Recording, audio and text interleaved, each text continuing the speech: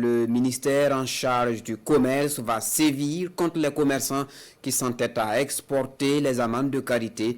Des amandes déjà saisies seront vendues et la somme collectée sera reversée au fonds de soutien patriotique, nous annonce la coordination de contrôle des prix et de répression des fraudes au cours d'une conférence de presse. Le compte rendu donc de la conférence de presse avec Alassane Kenlebego et Pini Diagnano. Plus de 130 tonnes d'amendes de karité saisies par la brigade mobile de contrôle et de répression des fraudes depuis la publication du communiqué interdisant leur exportation.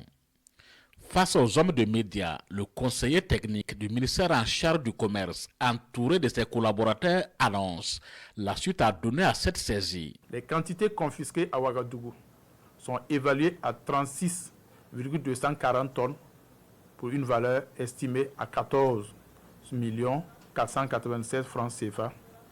2 autres camions ont été interceptés dans la nuit du 25 décembre 2024, dont les dossiers sont toujours en cours de traitement. Au plateau central, ce sont environ 50 tonnes, soit une valeur de 20 millions de francs CFA. Dans la boucle du Mouhoun, 50 tonnes, soit une valeur de 20 millions de francs CFA. Toutes ces quantités sont estimées à 136,240 tonnes. La vente de ces stocks à nos transformateurs locaux permettra d'engranger des recettes évaluées à environ 54 millions de francs CFA qui sera reversée au fonds de soutien patriotique. Pour les conférenciers, une concertation avec les responsables des différents maillons de la chaîne de karité a permis la signature d'une convention pour la campagne de commercialisation de 2024-2025. Pour tout déplacement de stock d'amandes de karité d'une localité vers une autre à l'intérieur du Burkina Faso est soumis à un laissez-passer délivré par les services compétents du ministère en charge du commerce.